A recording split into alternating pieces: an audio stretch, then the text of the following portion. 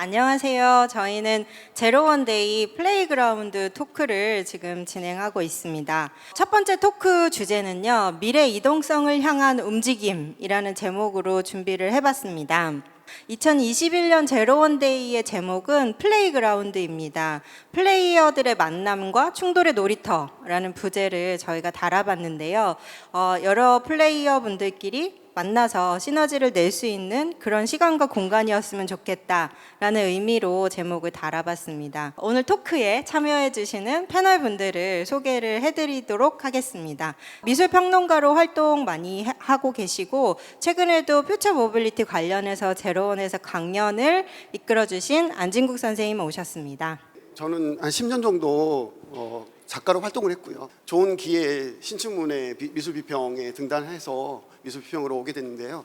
그 이후에 이제 박사를 공부하게 됐습니다. 그 박사가 이제 전공이 디지털 문화 정책이라는 전공을 하게 됐고, 그러다 보니까 이제 디지털과 문화와 또 정책이 또 어떻게 구현되고 있는지를 공부를 하게 됐고, 그러면서 디지털 쪽으로 많이 오게 됐죠. 그래서 디지털 쪽 문화 그리고 미술이 어떻게 디지털과 연결되고 있는지를 공부하고 연구하고 있는 중에 있습니다. 두 번째로는 토탈미술관 큐레이터이신 신보슬 큐레이터님 와주셨습니다. 네, 안녕하세요. 전 토탈미술관 큐레이터로 있는 신보슬입니다. 1998년에 인터랙티브 아트로 얼결에 석사를 쓰다 보니 우연찮게 이제 미디어아트 분야에 들어와서 20세기와 21세기를 넘나들면서 지금 미디어아트를 하고 있는데요. 사실 중간에는 미디어아트를 손을 놨었어요. 너무 그러니까 이게 기술을 따라가는 것과 현장에서 이제 예술로 보여지는 게 좀 어렵더라고요. 그 밸런스를 잡는 게. 그래서 이제 딴짓을 열심히 하고 돌아다녔죠. 그중에 아마 로드쇼라고 작가들하고 여행하고 돌아다녔던 게 있는데 그게 아마 이 모빌리티와 연결이 되지 않을까라는 생각이 드는데, 저는 비운전자로서 쭉 자율주행을 하고 왔었던 입장이고, 이제 그 와중에 뭐 예술과 기술과 사회와 어떤 접점을 잡아볼 수 있을까를 계속 고민하고 있는 것 같아요. 그래서 전시도 물론 하지만 말씀드렸던 뭐 인도네시아의 빈민층이랑 같이 ODA 프로젝트라고 그들의 생활 기반을 예술가들하고 어떻게 만들어줄까도 고민을 하고 있고, 또 다시 이제 코로나 덕분이라고 얘기도 되는지 모르겠어요. 아무튼 갇혀 지내면서 그 메타버스와 뭐 NFT와 해서 다시 한번 이제 기술이 발전되는 쪽에서 더 늦기 전에 한번 해보자라고 발은 디뎌놨는데 너무 어렵더라고요. 그래서 다시 아날로그로 가야 되는 거 아닌가라는 고민을 하고 있는 큐레이터입니다. 세 번째로는 홍익대 산업디자인과 교수님이시면서 또 전에는 기아자동차 디자인연구소에 계신 적이 그런 화려한 경력이 또 있으시더라고요. 구상 교수님 오셨습니다. 홍익대학교 산업디자인과의 구상 교수입니다. 자동차 디자이너로서 9년 정도 일을 했었고요. 그리고 교직에 몸담은 지는 이제 24년쯤 됐습니다. 그리고 2006년부터 자동차 디자인 칼럼을 좀 쓰기 시작을 해서 지금 이제 칼럼 꼭지만 한 1000꼭지 정도 쓴 것 같아요. 그 한 달에 10꼭지씩 디자인에 대한 이슈를 찾아내서 자동차 디자인에 대한 이슈를 그걸로 쓰다 보니까 이제는 칼럼은 사실은 이제 디자인은 사람들이 자기 취향이지 뭐 이런 말씀도 하시는데, 그런 어떤 디자인에 대한 담론을 특히 자동차 디자인 분야가 굉장히 폭넓은데 그중에 저는 이제 자동차와 모빌리티에 관한 거기 때문에요. 그런 자동차와 모빌리티의 디자인에 대한 담론을 제시함으로써 사람들이 그거에 대해 좀 더 생각해보고, 지금은 이제 자동차란 이야기보다 모빌리티란 이야기를 많이 하지 않습니까? 그래서 사실은 굴러가는 자동차는 똑같은데 불과 몇 년 전까지만 해도 자동차였던 것들이 이제는 모빌리티란 이름으로 얘기되고 있거든요. 그래서 왜 이렇게 됐을까라는 거에 대해서 사람들이 궁금해하기 생각하는 것도 있고 하기 때문에 그런 것들에 대한 담론도 필요하고, 또 실제로 미적인 관점, 어떻게 하면 자동차 디자인이 아름다운 거냐, 뭐가 아름다운 디자인이냐, 이런 거에 대해서 굉장히 많이 궁금들 하시거든요. 그래서 그런 담론을 되도록이면 균형적인 시각에서 그리고 제 경험과 버무려서 제공하려고 그렇게 하고 있습니다. 그리고 저희 Z랩 올해 2021년 Z랩에서 활발하게 엑스기아 프로그램으로 참여해 주셨던 두 분의 크리에이터님을 모셨는데요. 서동주 크리에이터님 오셨습니다. 그리고 임상우 크리에이터님 오셨습니다. 저는 뭐 미디어 작업하고 디자인 작업하는 서동주라고 하고요. 공교롭게도 코로나 2년 동안 작년부터 올해까지 2년을 다 그러니까 제로원 활동하는 2년 동안 코로나 상황에서 이걸 작업을 해서 작년에도 제대로 전시를 뭐 원래 했던 대로 못했다가 또 올해도 이렇게 됐는데 어쩌면 뭔가 저한테도 이 2년 동안의 제로원 시즌이 뭔가 이런 과도기를 제가 그래도 어떤 다양한 어떤 좋은 분들과 함께 이렇게 거쳐가면서 배울 수 있는 경험이 된 것 같아서 개인적으로 되게 감사하게 생각하고 있습니다. 저는 2019년서부터 크리에이터 작년에 랩 활동했고요. 올해도 엑스기아 프로젝트로 랩 활동하고 있고요. 그리고 저는 그러니까 여기는 이제 땅에 안 붙어 있는 프로덕트에 대한 그러니까 프로덕트 아니 모빌리티에 대해서 좀 계속 얘기를 할 때 저는 건축과 도시에 대해서 계속해서 주장하고 좀 이야기하고 있고요. 저는 설계 사무실에서 한 6년 정도 일하고 지금 제 일을 또 6년 정도 좀 하고 있는 건축 디자인, 뭐 예술 좀 관심 분야도 굉장히 많고 또 이제 그 제로원이 저한테도 되게 도움이 됐던 거는 회사원 생활하다가 나와서 이제 저는 어떤 뭐 건축을 해야 되냐 아이덴티티에 대한 질문을 스스로 좀 많이 할 수 있게 됐고 그리고 2019년 프로젝트를 통해서 이런 건축을 하나의 어떤 오브제로 보는 게 아니라 하나의 환경으로 보고자 하는 비오는 거리 프로젝트를 하면서 제 아이덴티티를 조금씩 가져갈 수 있는 계기가 되기도 했고 그렇습니다. 네. 사실 2021년 한 해 동안 계속 제트랩이라는 이름으로 엑스기아 프로젝트를 진행하셨어요. 그리고 엑스기아 프로젝트를 진행하신 결과물을 또 제로원데이에서 전시로 선보이시는 걸로 알고 있는데 두 분이 간단하게 엑스기아 프로젝트를 통해서 뭘 준비하셨고 뭐 어떤 영감을 또 주고 받으셨는지 여쭤보도록 하겠습니다. 저는 그러니까 제로원이 있는 그 강남에 있는 도시 구조를 보면 블럭이 하나에 300m에서 900m 정도 되거든요. 그리고 그 이제 큰 도로에는 옆에 이제 인도들이 좀 딸려 있습니다. 그 건물이 클수록 전면에 있는 그 스케일감 때문에 전면에 있는 인도는 굉장히 크고요. 이면 도로로 들어가면 이제 말 그대로 인도는 없고 차와 사람들이 혼재되어 있는 걸 좀 알 수가 있죠. 그러니까 무슨 말이냐면 그 기존의 도시 계획은 차량 위주로 만들어진 도시 계획인 거죠. 그러니까 차가 지나가고 사람이 피해야 되는 그런 도시 구조를 갖고 있는 거죠. 그리고 과거에 이제 걷던 시대에 보면은 우리나라 같은 경우 산이 많아서 골목길도 굉장히 많고 강북 쪽에 차를 타고 돌아다니다 보면 이제 이렇게 도로 들어갔다가 이제 이렇게 빠꾸에서 나와야 되는 도로들도 있고, 그러니까 막힌 도로인 거죠. 그러니까 어쨌든 사람의 발로 다니던 도시와 기계 시대에 이제 차량 위주로 만들었던 도시와 거기에 이제 알맞은 그 차량의 어떤 사이즈, 이제 전 세계는 이제 도로의 사이즈가 다 똑같거든요. 왜냐하면 그 프로덕트에 다 작동을 해야 되기 때문에. 그래서 이제 제가 생각하는 거는 앞으로의 어떤 모빌리티가 변화를 해야 된다면 도시의 블록 시스템을 바꿀 수 있겠다. 도시의 블록 시스템을 새롭게 디자인하면 모빌리티의 방식도 지금 우리가 생각하는 것과 다르게 굉장히 현저하게 바뀔 수 있을 것이다. 근데 여기서 이제 흥미로운 지점은 저희가 이제 현실에서 바뀌는 어떤 모빌리티의 그런 그 상황들을 보면 걷는 것과 차량 사이에 있는 것들이 계속 생기거든요. 그러니까 뭐 이렇게 그 뭐죠, 이렇게 싱싱카처럼 생긴 그거를 타고 다닌다고. 퍼스널 모빌리티. 네, 퍼스널 모빌리티. 예, 자전거, 뭐 전기 자전거, 퍼스널 그러니까 킥보드, 뭐. 네, 킥보드 뭐 이런 것들이 기존의 도시에 적응을 해야 되기 때문에 걷는 것과 차 사이에 있는 것들이 생기는 것 같아요. 그래서 그러한 것들의 지점의 한계가 있다고 생각을 해서 블럭의 구조를 바꾸면 모빌리티는 자연스럽게 바뀔 것이고, 그 블럭의 구조는 어떤 기계적인 것이 아니라 자연을 통해서 약간 미래로 가야 된다는 생각을 갖고 있기 때문에 자연의 시스템을 활용한 그 리퀴드 시티라는 주제로 작업을 하고 있고요. 전자 시대로 넘어가고 이런 그 인포메이션 테크놀로지 시대로 넘어오면서 저희가 쓴 단어의 정의도 계속 바뀌는 거죠. 그러니까 그 핸드폰 속에 있는 도시가 훨씬 더 이제 큰 것 같은데 기존의 도시보다. 그래서 거기 기존의 그 테헤란로에다가 이제 핸드폰 내부가 보이는 그 핸드폰 내부는 도시 블록하고 이제 유사하게 생겼는데, 그 저거를 이제 했던 거는 다음 카페에 가면 커피는 없어요.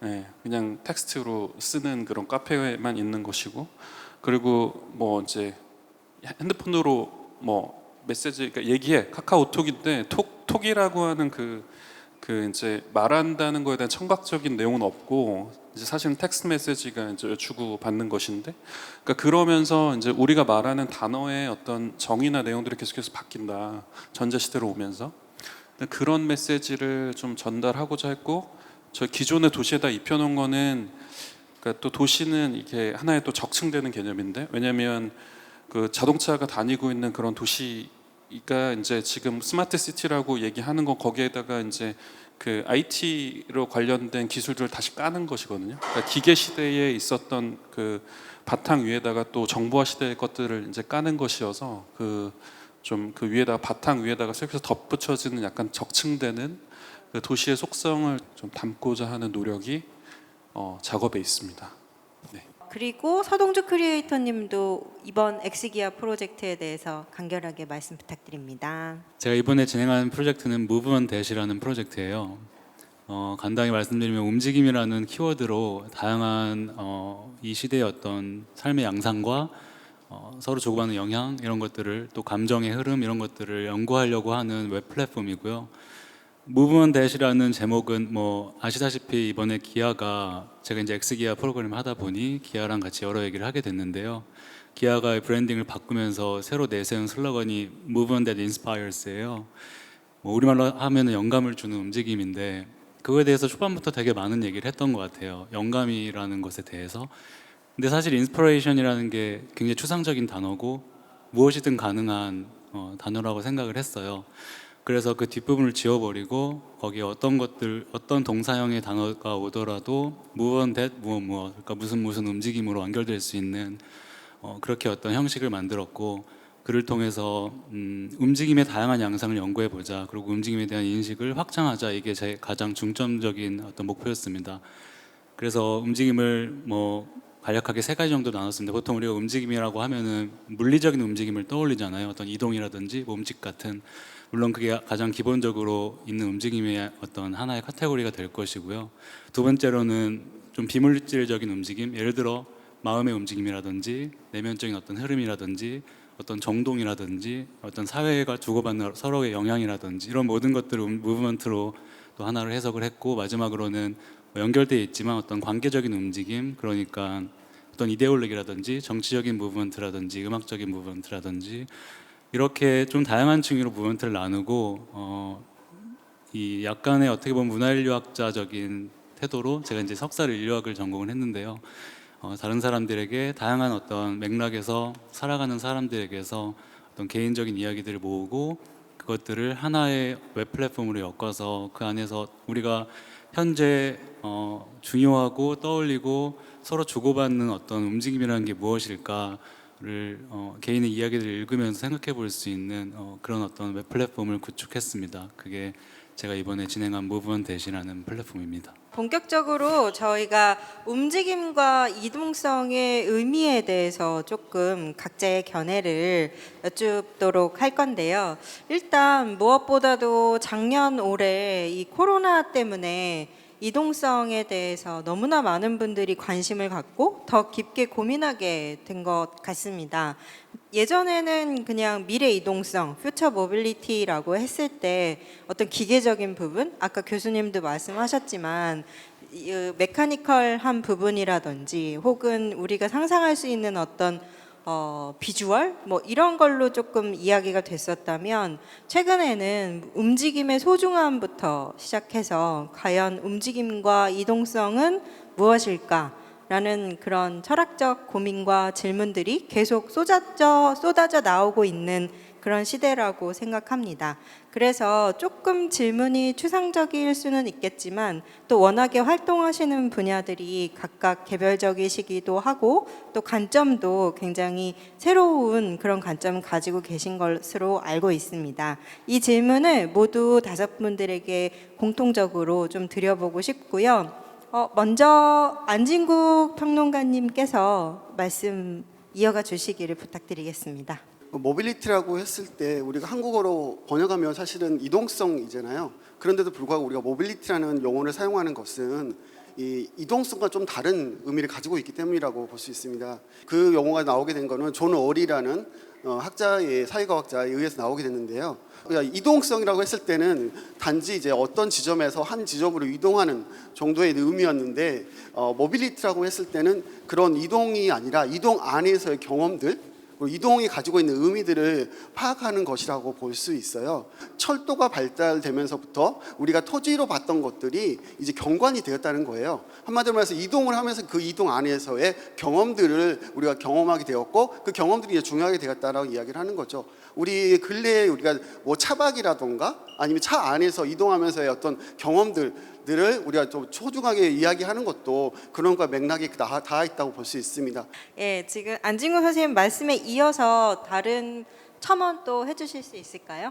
안진국 선생님 말씀 들으면서 이제 존 어일이 말씀해 주셨잖아요. 그 작가의 책도 읽어보고 그래서 모빌리티 개념이라는 게 정말 많이 변하고 있구나라는 생각을 합니다. 그래서 사실 이제 그 자동차 디자이너로서 일을 했던 때와 지금의 학생들한테 모빌리티 디자인을 가르칠 때 과연 자동차와 모빌리티가 어떤 차이가 있나요? 이렇게 질문을 받기도 하거든요. 그랬을 때 그 과거의 디자인이라는 관점에서 본다면은 디자이너들이 해야 할 임무는 하나의 완성된 제품을 멋있게 만드는 거였거든요. 그런데 지금은 하나의 제품으로 끝나는 것이 아니라 그 제품이 토탈 사용되는 환경적인 경험과 서비스까지 모두 포함하는 소위 말해 서비스 디자인의 개념으로 바뀌고 있기 때문에 하나의 완성된 제품으로 끝나는 것이 아니라 그 제품을 사용하면서 사람들이 소비자가 느끼는 경험과 또는 새로운 어떤 만족감까지도 디자인의 범위에 들어간다라고 할 수 있거든요. 예를 들어 제가 이제 산업 디자인 전공으로 대학 처음 입학해서 수업 시간에 접했던 첫 번째 주제가 전화기였거든요. 그때는 전화기를 디자인하기 위해서는 자료 조사를 뭐를 했냐면요, 귀와 입의 위치, 그 다음에 손으로 잡을 수 있는 그립의 크기, 알맞은 중량, 그리고 다이얼 버튼을 누를 때 가로 세로 높이가 얼마가 됐을 때 가장 적절한지를 자료 조사를 해가지고 그거에 맞춰서 아이디어 스케치를 했거든요. 그런데 요즘 여러분들 스마트폰 보시면 꺼진 상태에서 그냥 까만 유리, 네모난 유리거든요. 만약에 제가 1985년도에 교수님 앞으로 40년 후에는 전화기가 까만 유리로 대체될 것 같습니다 라고 아이디어 스케치를 해갔더라면 그때 교수님께서는 야, 너 왜 거저 먹으려고 하냐 분명히 그러셨을 거라는 생각이 요즘 제가 학생들 가르치면서 그 생각이 드는 거죠. 그래서 단지 눈으로 보이는 것으로 끝나는 디자인이 아니라, 자, 오늘날의 스마트폰 버튼 어떠세요? 여러분들 눌렀을 때 그냥 유리판에 빛의 그림자를 누르는 건데 이 버튼이 눌렸는지 안 눌렸는지는 그냥 햅틱 반응, 소위 말해 얘가 살짝 깜빡이는 걸로 느끼는 거거든요.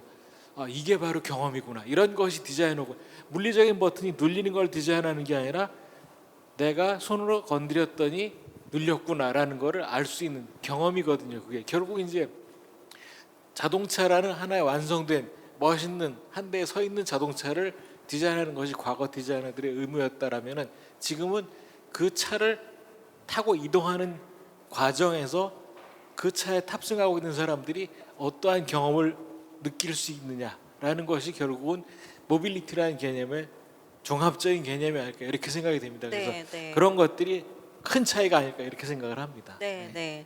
저희 2021년도에 활동해 주셨던 제로원 크리에이터 중에서 CT3K라는 팀이 있는데요.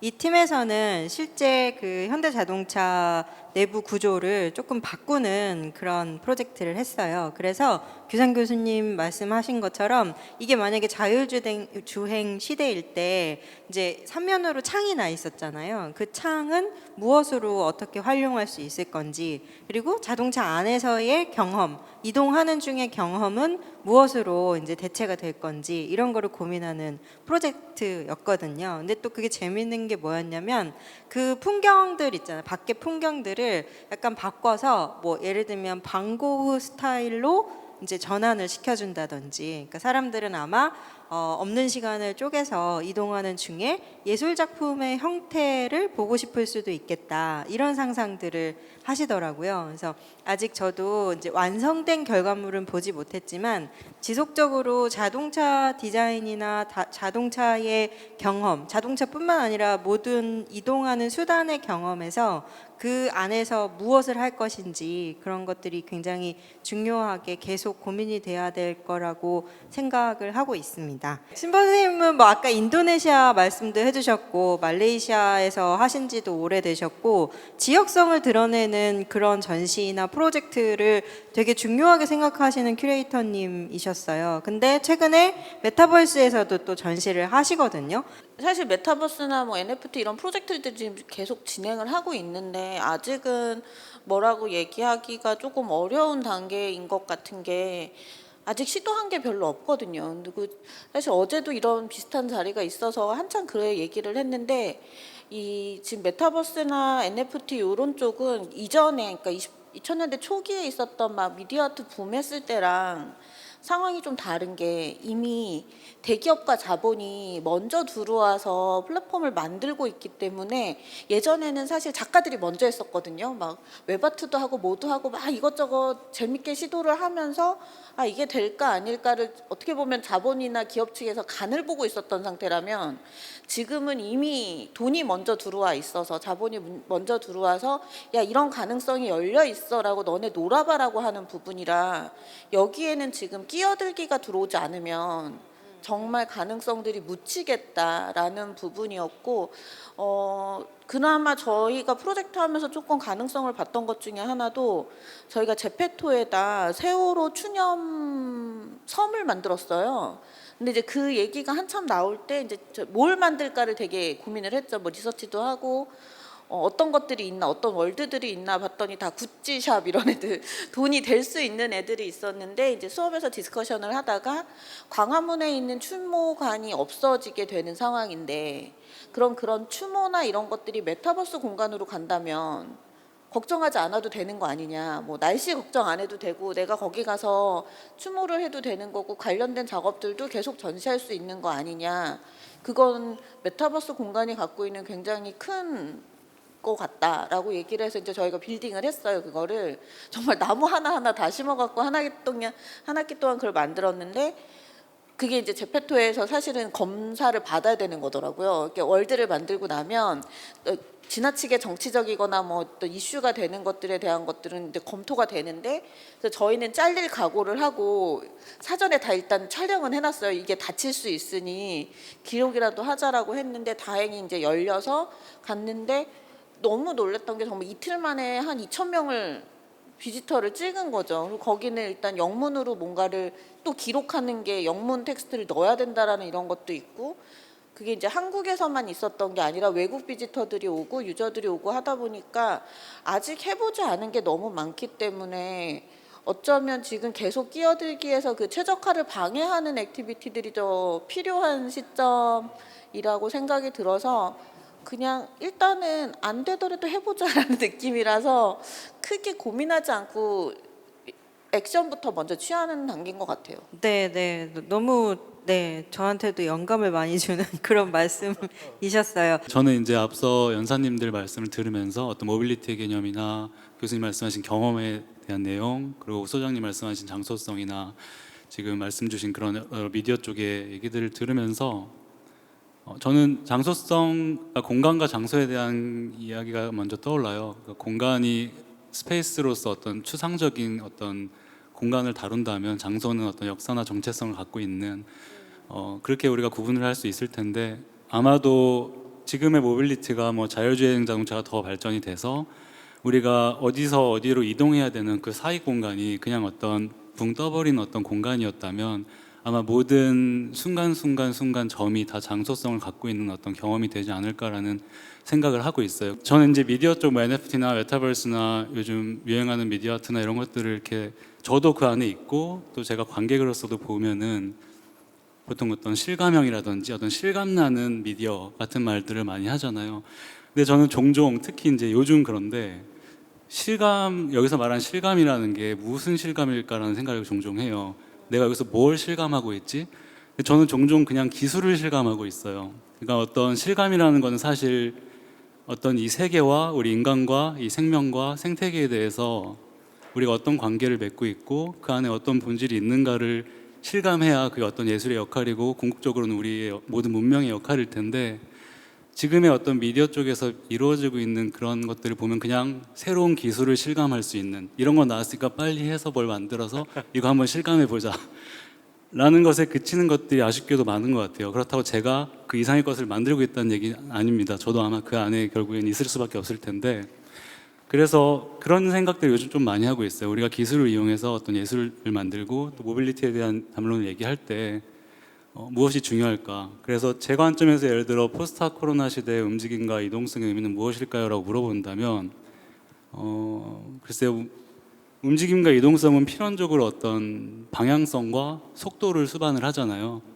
어디에서 어딘가를 이동을 하고 어딘가에서 어딘가를 움직이는 거기 때문에. 근데 이 코로나 시대에 우리가 그 두 가지 방향성과 속도가 차단됐죠.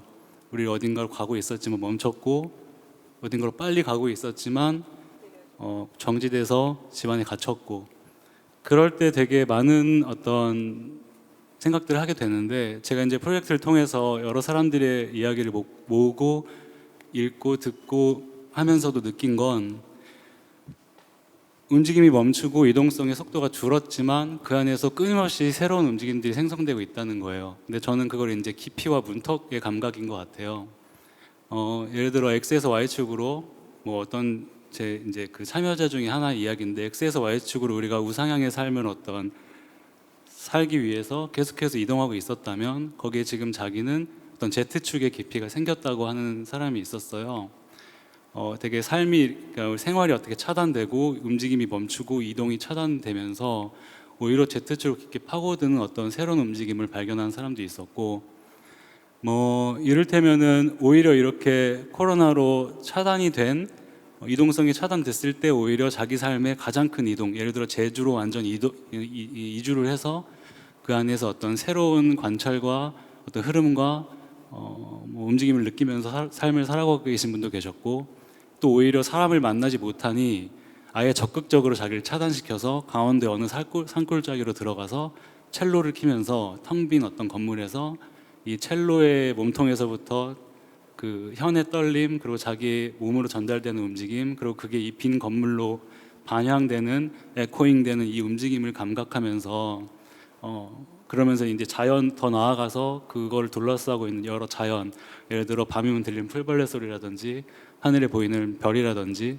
이런 것들까지 어떤 큰 진동이 확장되면서 자기 내면의 어떤 변화를 느끼는 그런 참여자도 있었습니다. 그런 게 모든 게 다 어떤 깊이에 대한 감각일 거예요.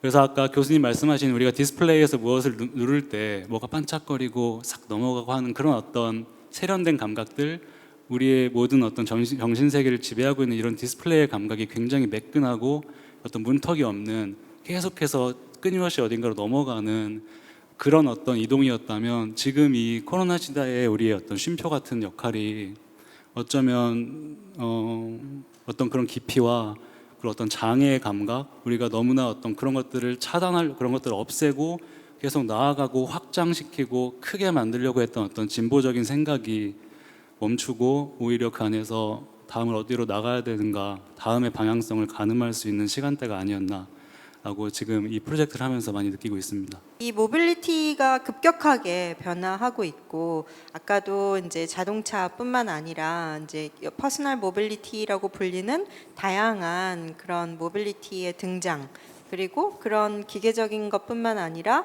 새롭게 부상하고 있는 여러 가지 모빌리티 이동성에 관한 개념들, 이런 것들의 급격한 발전과 변화는 과연 우리의 경험을 확장시키는 것인가? 이런 질문을 좀 드려보고 싶습니다. 먼저 안진구 선생님 말씀 주실까요? 그 모빌리티가 지금 코로나19로 인해서 실질적으로 우리가 시각적인 것으로 많이 환원되고 있다라고 말씀해 주셨는데요. 그런 차원에서 요즘 새로운 변화들이 좀 있는 것 같아요. 제가 미술관, 세계적인 미술관들의 변화들을 좀 둘러보고 있는 부분들이 있는데, 근래에 네덜란드에 있는 아이트호벤의 반 아베 미술관에서 어떤 전시가 열리고 있냐면 25개의 감각을 경험할 수 있는 미술 전시가 열리고 있거든요. 이 코로나19로 인해서 우리가 너무 시각적인 것에 컴퓨터 화면 안에 있는 시각적인 것에 너무 머물러 있다 보니까 그것과 반대로 우리가 그걸 시각적인 것 외에 다른 것들 경험할 수 있는 것들을 제시하고자 하는 어떤 예술의 움직임이 있어서 이것도 어떻게 보면 모빌리티, 시각적인 것에 대한 모빌리티에 대한 하나의 또 변화가 아닐까라는 생각이 들고 있습니다. 저는 그 얼마 전에 현대자동차가 이제 버스턴 다이내믹스라는 회사 그 사족보행 로봇 스팟을 개발한 곳을 어쨌든 인수를 했던 그 로봇을 보면서 정말 그 로봇 움직임 보시면은 정말 살아있는 생명체처럼 걸어 다니거든요. 근데 저것이 발전되면은 뭐 예를 들어 혼자 그런 생각도 해봤어요.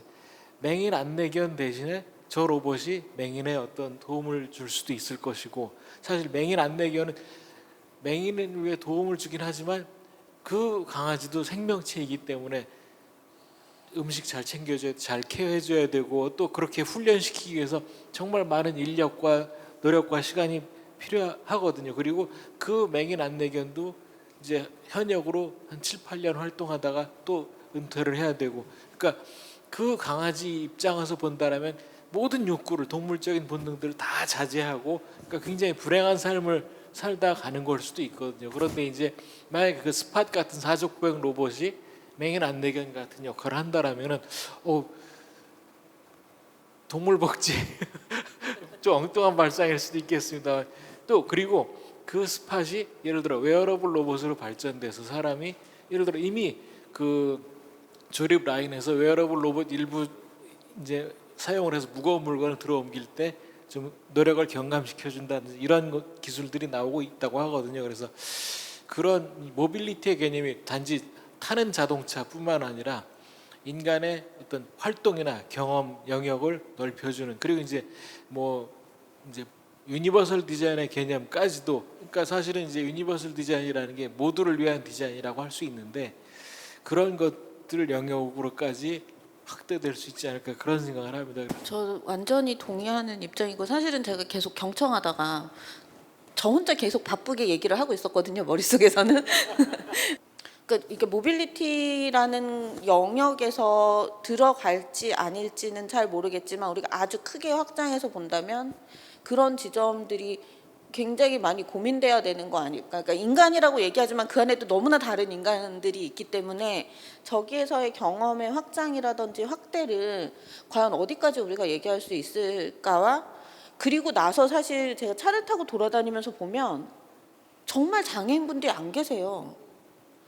근데 진짜 없어서 안 보이는 건지 나올 수 없어서 안 보이는 건지가 이제 되게 의문이 들기 시작하는 지점들이 생겼던 것 같아서, 그러니까 뭐 기아도 마찬가지고 자동차나 뭐 자율주행 이런 것들이 개발될 때 굉장히 경험의 확장, 그래서 늘 비장애인 분들이 나오게 되는데 실제 아무리 문턱을 낮춘다고 하더라도 장애인 분들한테 그 턱이라는 건 1cm도 너무나 크고 높은 턱이기 때문에 그런 상대적인 것들도 같이 고려가 된다면 모빌리티의 발전이나 이런 것들이 정말 같이 지낼 수 있는 부분들이지 않았을까. 그러니까 모빌리티의 변화를 저희가 계속 이렇게 수평으로만 생각해 왔던 것 같아요. 그래서 그 작업하셨던 어떤 수직 이동에 관한 부분이 사실은 적극적으로 더 고려돼야 되는 부분이지 않을까라는 생각을 좀 많이 하게 되는 것 같습니다, 요즘. 지금 방향성에 대해서 조금 의견을 모아가지고 말씀을 주셔가지고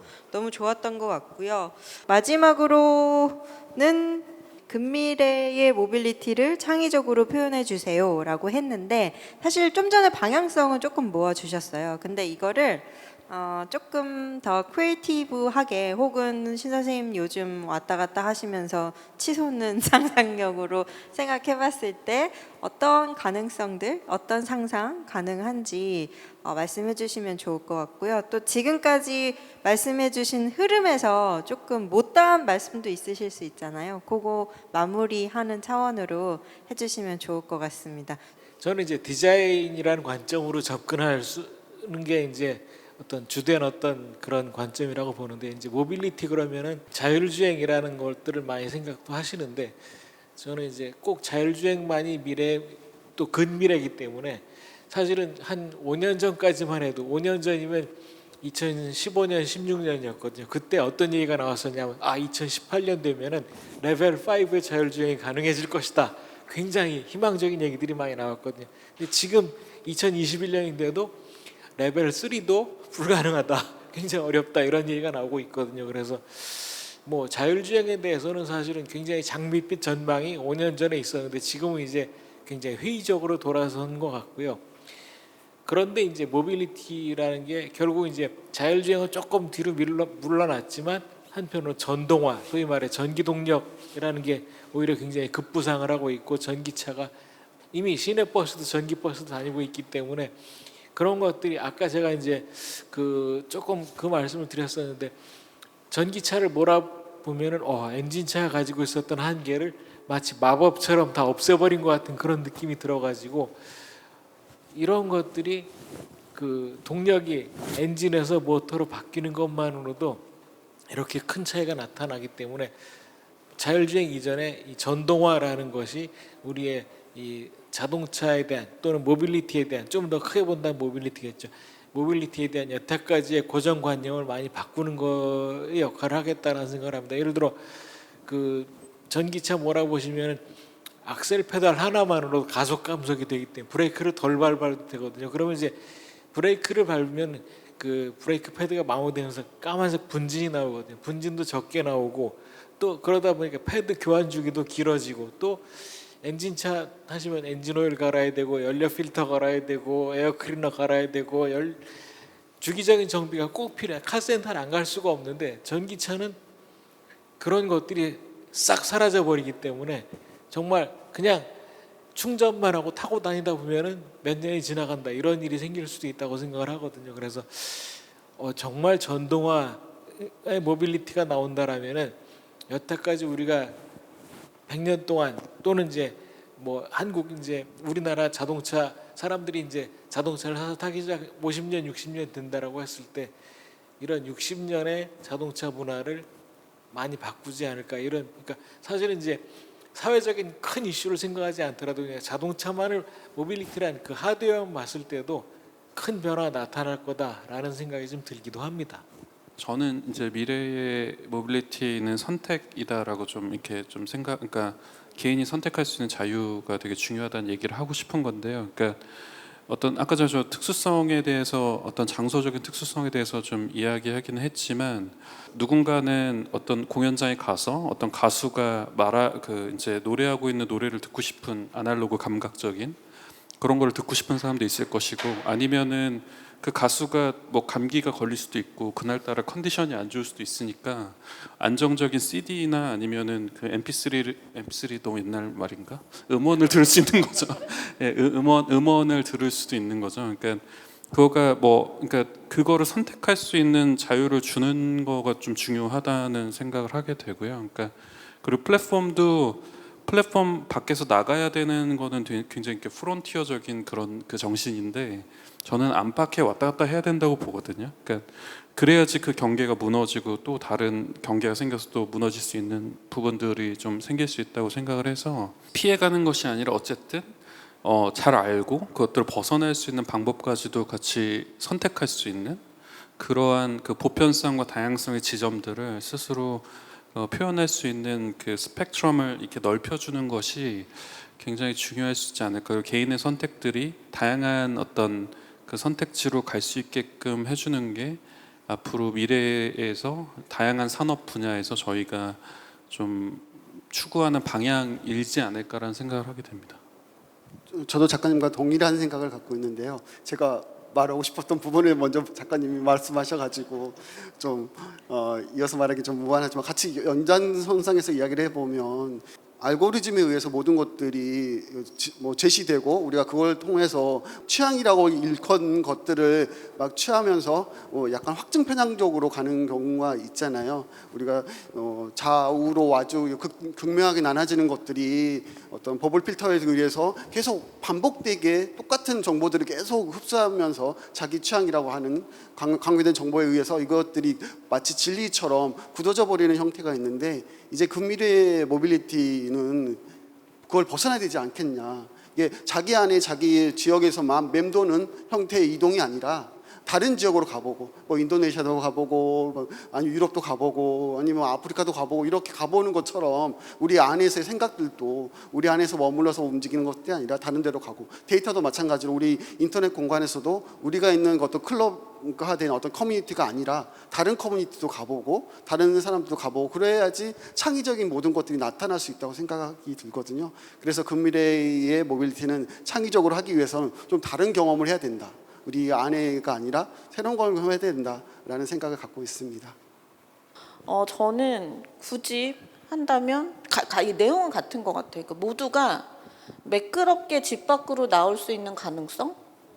그러니까 결국은 만나야 뭘 얘기를 하고 다양한 경험을 공유하고 그럴 텐데 대부분은 찾아가야 되는 지점들이 많더라고요. 소수자들의 경우에는. 그러니까 약간 장애인분들도 마찬가지고 장애인 기관에 가야 되는 경우 그분들이 집에는 있지만 밖으로 나오려고 하면 정말 엄청난 일들이 벌어지더라고요. 그래서 모두가 그냥 매끄럽게 집 밖으로 제가 제 친구한테 신윤선 대표님한테 전화해서 자 보자라고 얘기하는 것과 똑같이 뭔가 중간 과정에 대한 고민 없이 바깥으로 같이 나와서 움직여서 만날 수 있는 가능성이 근미래에 됐으면 굉장히 좋겠다. 근데 그 근미래가 언젠진 저도 모르겠다라고 말씀드리고 싶습니다.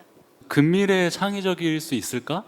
왜냐하면 결국에는 그거는 우리가 어느 정도 갖고 있는 기술의 한계와 우리 몸의 신체의 한계와 우리 생활 방식의 어떤 한계 속에서 최대한 적정한 어떤 걸 찾아서 최대한 뽑아내야 될 텐데, 그것도 이런 어떤 기업이나 이런 회사가 할 수 있는, 혹은 국가가 할 수 있는 그런 정도일 텐데, 그래서 저는 이런 좀 어려운 질문 같아요. 이런 생각을 하다 보면 어려워지고, 저는 이런 생각을 하게 됐어요. 예를 들어 우리가 지금 우주 시대가 열리는 걸 목격하고 있잖아요.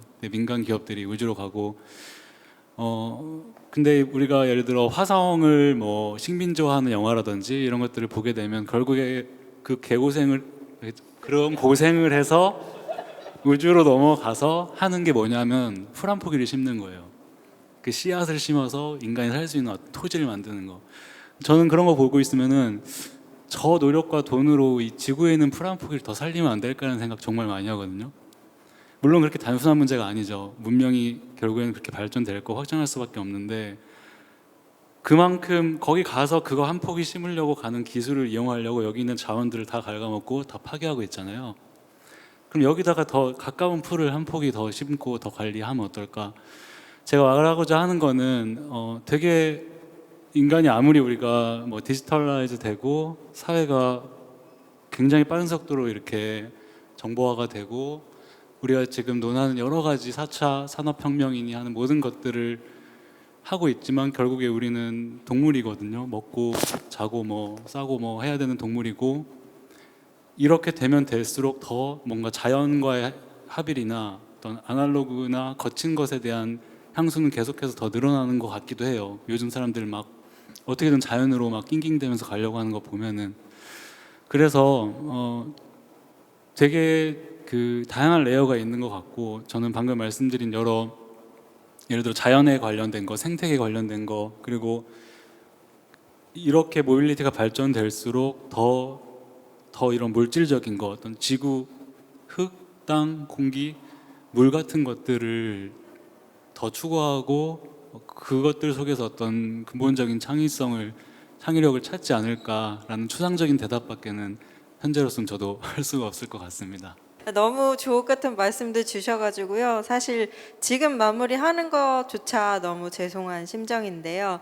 다음에 뭐 올해 안에면 더 좋을 것 같고, 지금은 카메라를 보면서 얘기를 했잖아요. 다음에는 우리 크리에이터님들하고 함께 이렇게 인터랙션을 많이 하는 그런 자리를 꼭 한번 마련해 보도록 할 테니까요. 그렇게 한번 진행을 다시 제안 드려보고 싶습니다.